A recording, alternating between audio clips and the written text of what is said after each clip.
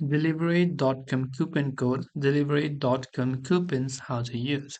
So if you want to use the coupon code or a promo code, whatever code you have on delivery.com, there are many ways to use it. First, you go to delivery.com, which is the official website themselves, right?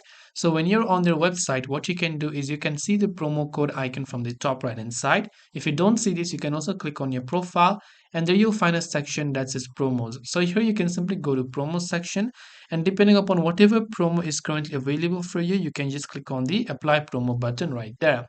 Now, what you can also do is you can also manually apply a promo code during a checkout process by simply going to your cart from the top right hand side. When you're ordering something, you can go to review order and simply go to the checkout process.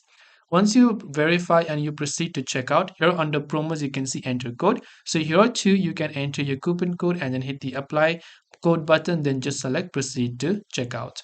And this way you should be able to use coupon codes on delivery.com. I hope that this video helped you. If you have any questions, feel free to leave them down below. Thanks for watching till the very end and see you in the next video.